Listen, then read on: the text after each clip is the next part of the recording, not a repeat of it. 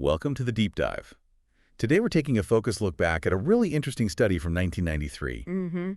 It dug deep into the reasons behind teenage pregnancy and explored what could be done through education. We've got the original educational psychology research right here, and our goal is to extract the core factors this study pinpointed Right. as contributors to teenage pregnancy, and then examine how effective different educational interventions were found to be. It's a topic that remains incredibly relevant. Understanding the dynamics identified in this earlier research can still inform our approaches today. Absolutely. And to really frame why this deep dive matters, consider this. Yeah.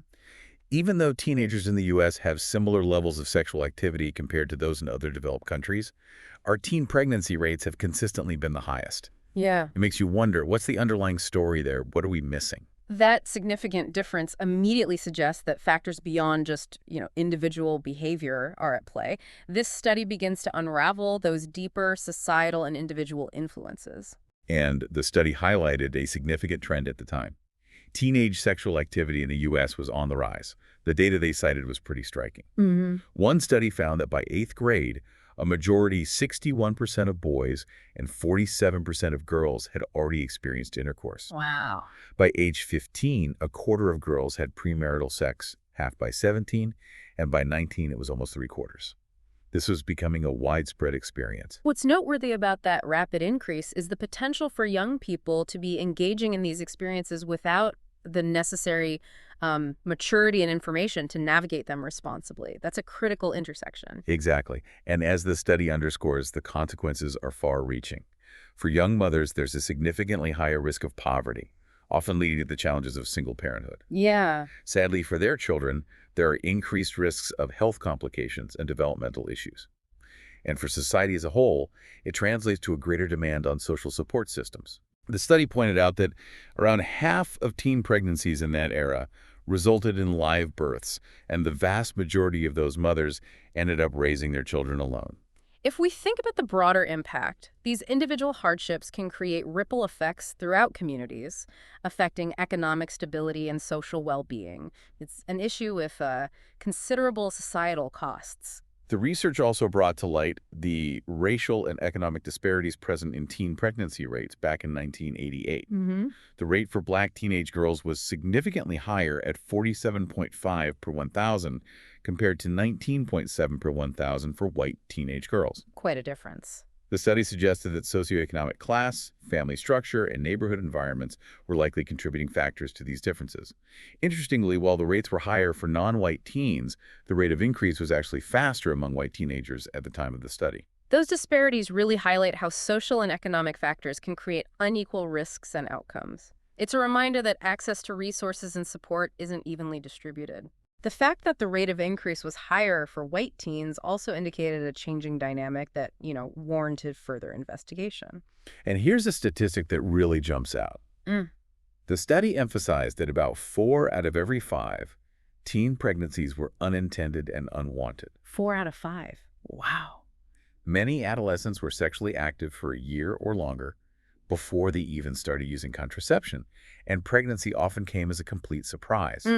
In fact, half of all teenage pregnancies happened within the first 6 months of starting sexual activity. Younger girls were even less likely to use any form of birth control. This really points to a significant gap in planning and protection.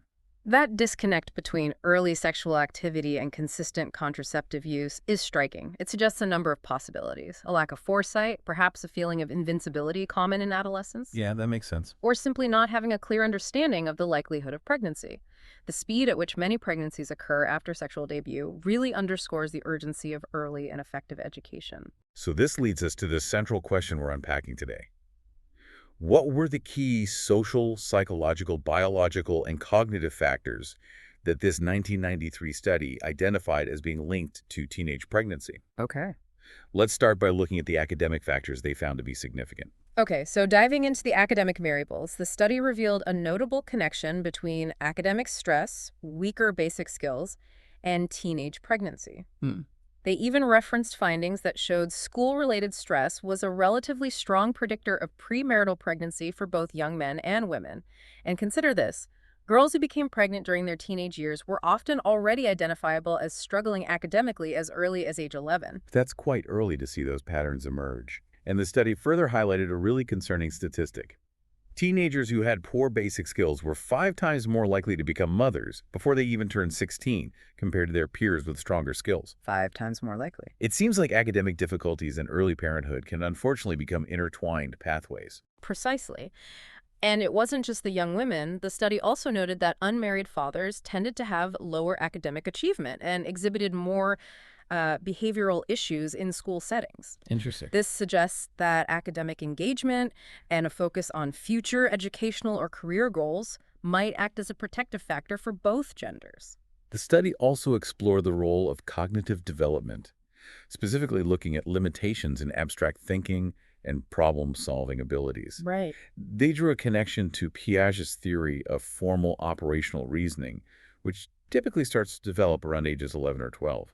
This stage is crucial for being able to think about future consequences and make informed decisions, like those related to pregnancy and contraception, where you need to weigh different possibilities. What's interesting to consider is that even if adolescents develop the capacity for this kind of abstract reasoning, the study pointed out that they might not consistently apply these skills to their own sexual activity. Huh. So knowing isn't always doing. Exactly. It's one thing to understand a concept in a theoretical sense. It's quite another to apply that understanding to your own life and make proactive choices about things like contraception. The study really emphasized that sex education needs to actively help teenagers make that crucial link. And this brings us directly to the issue of not having enough information about contraception. The study suggested that both schools and parents might not be providing the kind of personalized and practical information that teenagers truly need. Yeah. It turned out that many teens believed they were somehow personally immune to pregnancy. Maybe they thought they were too young, or they weren't having sex frequently enough, or it was the wrong time of the month. It's often a combination of misinformation, a lack of understanding of basic reproductive biology, and perhaps a bit of that adolescent invincibility we mentioned. All right. The study highlighted that the majority of teen pregnancies aren't intentionally planned, which really underscores the critical need for accurate information to prevent these unintended outcomes. And it's a surprising finding that simply having had sexual experience didn't necessarily mean someone was more knowledgeable about sex or contraception. Right. And when we look at parents as a potential source of this information, the study paints a pretty clear picture. They often fall short. In one program that was examined, only a small fraction, 12% of mothers, felt they had enough information themselves to adequately teach their own children about sex. Only 12%. In fact, parents as a group were identified as the least likely source to provide sufficient contraception information, often because of cultural discomfort or personal inhibitions around the topic. That really places a greater responsibility on schools and other community institutions to step in and provide this essential education. The study highlights the societal barriers that can make open communication about sex within families quite challenging. But even when teenagers do know where they can get contraceptives, the study uncovered a significant gap between having that knowledge and actually using it. Ah, the knowledge-behavior gap. Exactly. A large majority, 89% in one study of teens, didn't use birth control, even though most were aware of where to obtain it. 89%. That's huge. And even when contraception was readily available, over 3/4 of sexually active 15 to 19-year-olds reported rarely or never using protection. However, the study did make an interesting observation. Older teenagers who were in more stable relationships tended to be more consistent and effective in their contraceptive use. That suggests that factors like relationship maturity and perhaps a stronger sense of future planning within the context of a committed relationship might positively influence consistent contraceptive use. Makes sense. But overall, the findings really point to a critical need to bridge that divide between knowing about contraception and actually using it. Okay, shifting gears now to psychological variables. The study looked at the complex interplay between factors like what's called locus of control, Right, feeling in control. which is essentially the extent to which you feel you have control over events that affect you, and self-esteem in relation to teenage pregnancy. Interestingly, some of the research at the time suggested that the relationship might be minimal or only have small effects depending on the specific situation. It's important to remember that research in the social sciences is often nuanced, and findings can vary across different studies and populations. The study itself acknowledges that there were different perspectives on the impact of these psychological factors. However, the study also presented a contrasting piece of evidence. Hmm. Teenagers with higher self-esteem who were sexually active were generally more likely to use contraceptives.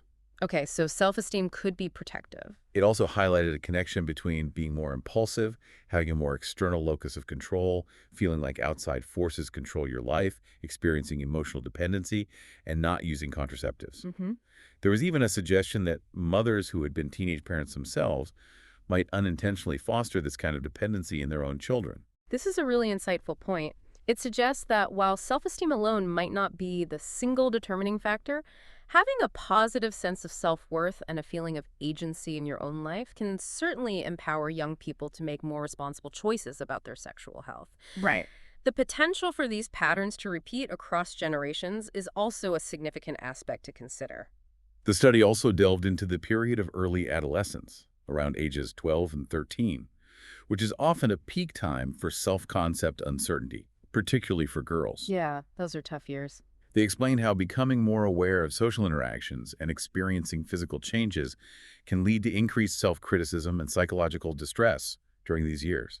Even transitions between schools were noted as having a negative impact on girls' self-perception. These are undeniably vulnerable years for young people as they're forming their identity. The study highlighted that girls often enter high school with less confidence, fewer aspirations for the future, and less belief in their academic abilities compared to boys. This can lead to a feeling of less competence in school and a reinforced negative self-concept, which can indeed make them more susceptible to various challenges. And the timing of when girls experience their first menstruation, typically around ages 11 or 12, was also linked to significant differences in their life goals, their sense of competence, and their social acceptance. Interesting. These factors, in turn, could influence their later choices and behaviors. The study specifically mentioned that young women who had lower career aspirations and less clearly defined life goals were more likely to become teenage mothers. So it's really a combination of biological changes happening alongside social pressures and an evolving sense of self. The study underscores that having a sense of purpose and a vision for one's future can serve as a powerful protective factor against risky behaviors. To summarize this point, the study really emphasized the protective role that positive self-esteem plays against a range of social problems, and that includes teenage pregnancy. Teenagers who have a strong sense of self-worth and clearly defined values are less likely to experience unintended pregnancies. That aligns with what we often see in terms of overall well-being. When individuals value themselves and have a positive outlook on their future, they are generally more inclined to make choices that support their long-term health and goals. Let's now turn our attention to the social variables that the study identified as playing a significant role. Okay. This includes the impact of what teenagers perceive as normal behavior among their peers, as well as their socioeconomic circumstances. The study explained how being in a disadvantaged socioeconomic situation can actually make teenagers more vulnerable to negative influences from their peer group. Socioeconomic status emerged as a really influential factor in this research. The study highlighted how environments marked by poverty, a lack of access to comprehensive sex education, stressful family lives, social isolation, and feelings of loneliness can create conditions that increase the likelihood of early sexual encounters. Yeah. The study even raised the possibility that some young girls might subconsciously seek pregnancy as a way to gain attention or experience affection that might be lacking in their lives. That's a really profound and complex aspect to consider. The study also noted that teenagers from lower socioeconomic backgrounds and minority groups tended to use birth control less consistently, while having higher educational aspirations was correlated with more frequent use of contraception. This really underscores the powerful impact of opportunity and future outlook. Absolutely. And when it comes to the influence of peers, the study found that they often hold more permissive views on premarital sex compared to parents, and adolescents tend to align their own sexual behaviors with what they perceive as the norm among their friends. Which can be a really strong force, Yeah. for better or for worse. However, the study pointed out a concerning disconnect. While peers might influence the decision to become sexually active, they rarely share responsibility or accurate information about contraception. Ah, right. Teenagers often rely on each other for whatever information or misinformation happens to be circulating within their social circles. That highlights a real danger in relying solely on peer groups for accurate sexual health knowledge. Misconceptions can easily spread, and there's often a lack of open and honest discussion about effective contraception. Yeah. The study also revealed that students frequently overestimate how sexually active their peers actually are, which can further skew their own perceptions and behaviors. And for girls who struggle with low self-esteem, the study suggested that they often find it difficult to say no to sexual advances due to perceived expectations from their boyfriends or a desire to gain their approval. Hmm. Societal norms that teenagers are exposed to also heavily shape their attitudes and beliefs about premarital sex. So it's a confluence of individual vulnerabilities interacting with social pressures and perceived norms. The desire for acceptance and the fear of social rejection can play a significant role in these decisions. Turning our attention to biological variables, the study discussed the trend of biological adulthood and independence from parents occurring earlier than when society fully recognizes someone as an adult, Right, that gap. a gap that was widening at the time of the research. Interestingly, for girls, the study noted that hormonal levels had a less direct influence on their sexual interest, with their social environment being the primary driver of their sexual behavior. Interesting distinction. However, for boys, increased hormonal levels were more directly linked to their sexual motivation. That distinction between the primary influences on boys and girls is quite significant.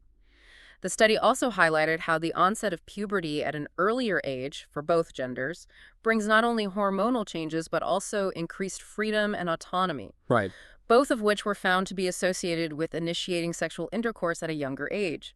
It's a period marked by substantial physical and social transitions. Now, let's consider the impact of teenage pregnancy itself, as the study outlines it. Unfortunately, as the researchers detailed, the effects on adolescent mothers, their children, and society are extensively documented and overwhelmingly negative. The consequences for adolescent mothers are multifaceted and can be quite severe. The study points to a significantly increased likelihood of experiencing poverty, relying on childcare from individuals outside the family, and lacking crucial social and psychological support networks. Yeah. Tragically, they also found higher rates of dropping out of school and a greater need to access public assistance programs. And due to their still developing psychological maturity, pregnant adolescents were also found to have higher rates of suicide. Beyond those immediate and critical challenges, the study listed a range of other negative outcomes for teen mothers, including a lower sense of personal control over their lives, a higher likelihood of unstable marriages or not marrying at all, a greater risk of experiencing repeat unintended pregnancies, limited opportunities for vocational training and stable employment leading to lower long-term income, and various health problems for both the mothers and their children, such as an increased risk of cervical cancer, anemia, and complications during labor and delivery. They also observed that teen mothers tended to have larger families overall and were more likely to raise their children themselves. And the impact on the children born to teenage mothers is equally concerning. The study highlighted a greater risk of complications during labor, lower birth weight, a higher incidence of infant death, increased rates of birth defects, developmental delays, So many risks. and even a greater risk of experiencing abuse and neglect. These children were also found to have more learning difficulties in school and were more likely to repeat a grade. The study also touched on the added dangers associated with substance use during pregnancy, noting that adolescent mothers might have a disproportionately higher rate of infants affected by alcohol and drugs, potentially leading to conditions like fetal alcohol syndrome and neurobehavioral abnormalities. Sadly, the children of adolescent parents were also more likely to grow up in single-parent households and, tragically, to repeat the pattern of early pregnancy themselves. So there's a clear pattern that can extend across generations. And when we consider the broader societal impact, the study emphasized increased rates of students dropping out of school, limited employment opportunities for teen mothers, and a higher overall likelihood of poverty, Right. which in turn leads to greater reliance on public assistance programs. This, as the study noted, results in significant financial burdens on the government for healthcare and social welfare services. Yeah. These young mothers also remain more vulnerable to experiencing repeat pregnancies, struggling with drug abuse, and suffering from depression.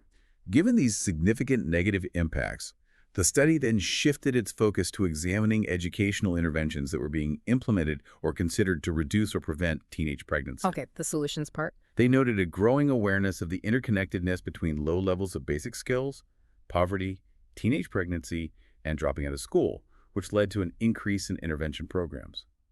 They also highlighted the fact that various risk behaviors among adolescents often overlap. It's crucial to recognize that these aren't isolated issues. The study emphasized the significant overlap in the social, psychological, and family backgrounds of adolescent mothers and adolescents who, for example, struggle with substance abuse. Right. This interconnectedness suggests that effective interventions need to take a more holistic approach, addressing these related risks together rather than in isolation. However, the study also identified several key obstacles that hindered the effectiveness of many interventions at the time. One major issue was a tendency to focus too narrowly on single causes of teenage pregnancy, Yeah, that's rarely effective. rather than considering the complex interplay of multiple contributing factors, such as socioeconomic status, the environment in which a teenager lives, their physical development, and various social and cultural influences. They also pointed out a lack of reliable tools to accurately assess the impact of these different risk factors. That approach of trying to pinpoint a single cause was clearly limiting progress. The study rightly emphasized the need to look at the bigger picture, the individual within their broader context, and the way various factors interact to increase risk. Another significant hurdle identified was a certain amount of institutional inertia and resistance to providing comprehensive sex and family planning education specifically to teenagers who were considered to be at higher risk, the very individuals who arguably needed this information the most. The study reiterated that the existing research strongly suggested that broad and comprehensive sex and family life education was the most critical need for promoting effective contraceptive use and, ultimately, reducing rates of teenage pregnancy. It's a frustrating paradox, isn't it? The very information that had the potential to make a real difference in these young people's lives was often being withheld or delivered in a way that wasn't truly effective due to a variety of societal and institutional barriers. The study also referenced a large 37-country study that offered some really insightful comparisons. Ah, the international comparison. It found that teenagers in the U.S. weren't inherently more immature in their ability to use contraceptives, had similar rates of sexual intercourse as teenagers in countries with much lower pregnancy rates, and had comparable levels of educational attainment. So what was different? Well, those other countries typically had more robust public health and welfare systems, a smaller population living in economic hardship, and they placed a much greater emphasis on comprehensive sex education, family planning services, and readily accessible contraceptives. That comparison really underscores the significant role that societal safety nets and comprehensive support systems play. It suggests that addressing the broader social and economic context is just as vital as focusing on individual-level education and behavior change. The study also pointed to the influence of political controversy and a degree of denial in the U.S., Yeah, that sounds familiar. which unfortunately stalled the development and implementation of more effective teenage pregnancy prevention programs, even though educators themselves recognized it as a significant problem within their schools. It appears that societal discomfort and differing viewpoints around the topic of sex created a significant obstacle to putting evidence-based solutions into practice. Political ideologies sometimes clashed with the practical needs of young people. Despite these challenges, the study also highlighted a growing impetus for intervention, a strong level of public support for including sex and AIDS education in public school curricula. Okay, some positive movement. A Gallup poll at the time showed that over 70% of respondents were in favor of requiring both, with support for addressing teenage pregnancy, even exceeding that for driver education. Wow, higher than driver's ed. There was also near unanimous public support for starting AIDS education before puberty, which was seen as potentially beneficial in preventing teenage pregnancy, given the trend of earlier sexual activity. In a way, the AIDS epidemic spurred a push for more comprehensive sex education that included information on safe sex practices and condom use. So, a significant public health crisis inadvertently created an opportunity to address related issues like teenage pregnancy more openly and comprehensively. The emphasis on preventing AIDS likely helped to overcome some of the previous resistance to broader sex education initiatives. The study also noted that teenagers themselves expressed a desire for receiving sex education information earlier in their schooling, for a greater focus on the emotional and relational aspects of sex, and for more opportunities to have open discussions in co-ed groups. They indicated they felt comfortable asking questions about their concerns when given the chance. Listening to the teens themselves, that's key. The researchers emphasized that simply providing factual knowledge wasn't sufficient. Effective programs needed to integrate family life education, information about family planning, and training in interpersonal skills. It's a crucial reminder that sex education needs to be holistic, addressing not just the biological facts, but also the social, emotional, and relational dimensions of sexuality. And involving teenagers directly in the conversation ensures that their specific needs and concerns are being addressed in a meaningful way. The study then offered a critique of the effectiveness of most existing programs at the time, observing that while knowledge about sex might increase as a result, adolescent sexual behavior hadn't significantly changed. So knowledge wasn't enough. Right. They reiterated that just knowing about reproduction and contraception wasn't proving to be a strong enough deterrent against unintended pregnancy, and that traditional programs that primarily focused on providing more information and increasing access to contraceptives and abortion had shown limited impact on pregnancy rates. Okay. Instead, the researchers suggested that more effective programs should incorporate elements like decision-making skills training, peer counseling initiatives, peer resistance training to help teens say no to unwanted pressure, behavioral skills training, and strategies to reduce overall risk-taking behavior, Skills-based approaches. along with ensuring that information about contraceptive methods and services is readily available. This shift in emphasis from simply disseminating information to actively developing practical skills and addressing underlying behavioral patterns is a really key insight. It recognizes that knowledge alone doesn't always translate into responsible action. Individuals need the skills and support to apply that knowledge in real-life situations. The study also underscored the critical importance of open communication between parents, their children, and schools. The communication triangle. Given that many parents were not providing adequate sex education at home, there was a clear demand for schools to take on a greater responsibility in this area. However, the study emphasized that parents should still be actively encouraged to participate in the development of these programs and to have meaningful discussions with their children at home. Yeah, collaboration is key. Research at the time indicated that school-based programs tended to supplement rather than undermine parental influence, and the majority of parents actually agreed to have their children participate in sex education classes. The essential element was fostering opportunities for young people to talk openly, seek reliable information, and thoughtfully examine the impact of sexuality on their lives, with parental input being a vital component. It's about creating a supportive ecosystem where young people feel comfortable and empowered to seek information from multiple trusted sources. While the school clearly has a vital role to play, parental involvement remains crucial for reinforcing these messages and fostering open and ongoing dialogue within the family. The study went on to describe the key characteristics of truly comprehensive sex education programs. What did those look like? These included specifically targeting skills in how to find accurate information about contraception, connecting that information to personal values and beliefs, acknowledging sexuality as a normal and healthy part of life, encouraging open and honest discussion of all relevant topics, including STDs and AIDS, clearly communicating the importance of using contraception, providing knowledge of how to obtain contraceptives, and fostering a sense of personal responsibility regarding sexual activity and the potential reality of parenthood. So much broader than just biology. Definitely. They stress the importance of age-appropriate discussions, starting as early as kindergarten and occurring well before the onset of sexual activity.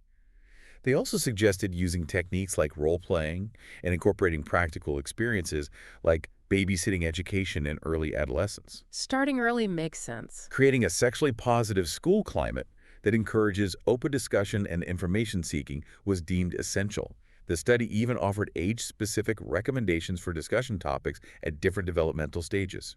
This comprehensive approach really recognizes that sex education is an ongoing process that should begin early and evolve as a child grows and matures. Creating a supportive and open environment is crucial for destigmatizing these important conversations and empowering young people to make informed and responsible decisions. The study also discussed the crucial role of accessible contraceptive services, Right. Access matters. emphasizing the need to increase awareness about the availability, cost, effectiveness, and potential risks associated with different methods of birth control, along with ensuring that these services are convenient and can be accessed anonymously without fear of negative judgment or repercussions. Yeah, removing barriers. They noted that young people who had received comprehensive sex education were more likely to be knowledgeable about and regularly use more effective methods of contraception, and they were also more likely to use condoms the first time they had intercourse. Accessibility is absolutely a critical factor. Knowing about contraception is one thing.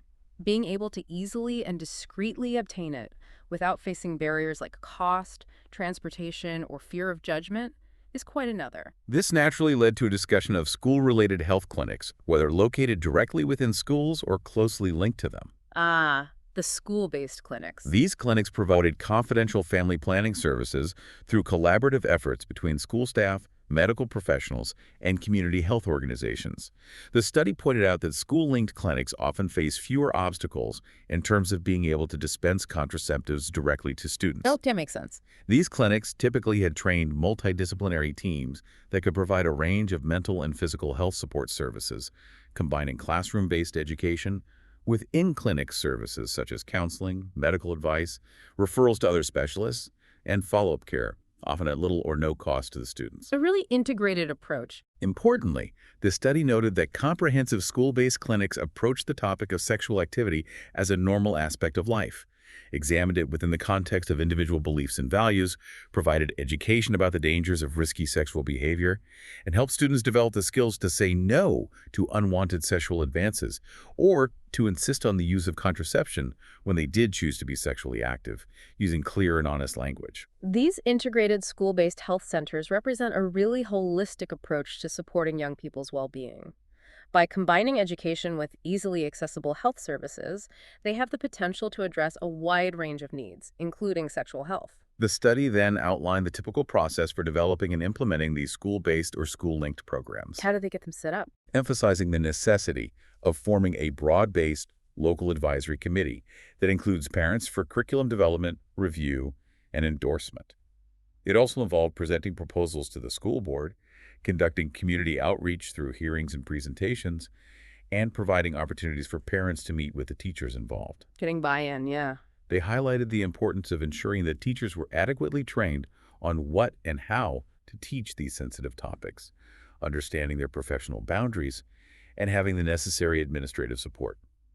This study found that active parental participation generally improved both staff morale and the comprehensiveness of the curriculum. Good to hear. And while a small minority might initially express opposition, most of these programs were not discontinued, and many were actually expanded over time, underscoring the importance of fostering collaboration between parents and school personnel for effective preventive interventions. Building community support and proactively addressing parental concerns are absolutely crucial for the long-term success and sustainability of these types of programs.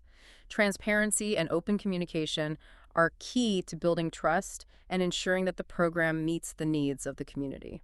Finally, the study presented the positive results from evaluations of long-standing school-based or school-linked health clinics. Okay, the outcomes. Did they work? Notably, they found no evidence to suggest that these clinics led to an increase in early sexual activity among students. That's important. Dispels a common myth. Instead, the evaluations reported higher levels of self-competence among participating students, more consistent and effective use of contraception, improvements in self-esteem, better coping skills, enhanced communication between children and their parents, improved overall health outcomes, a decrease in the number of pregnancies among students, and/or delay in the initiation of sexual activity. Wow, a whole range of positive effects. The researchers concluded that these clinic model programs were the most effective approach identified for promoting responsible contraceptive use and were also the most widely adopted model at the time. Right.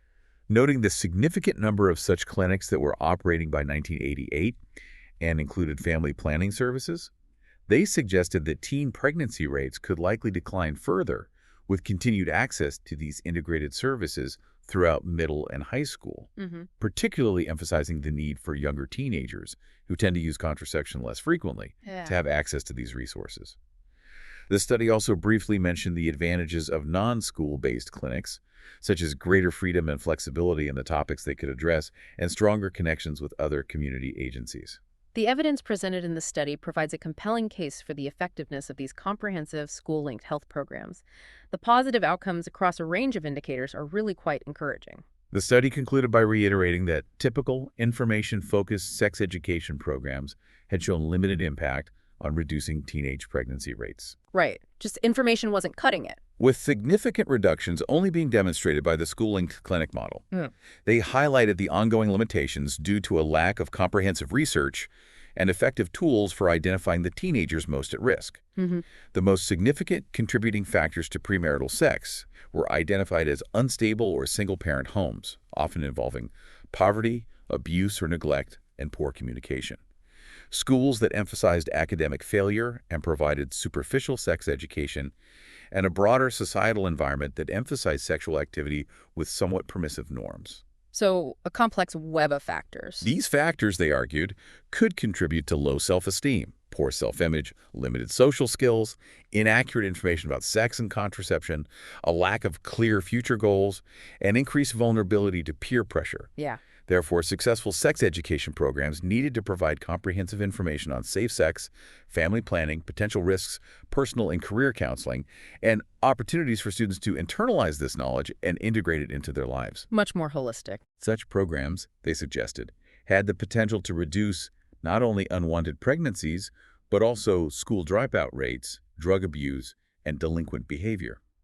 The researchers stressed the importance of implementing these developmental programs starting in elementary school, well before hormonal changes begin to significantly influence behavior, and emphasized that parents largely encourage and should be actively involved in curriculum development. Makes sense.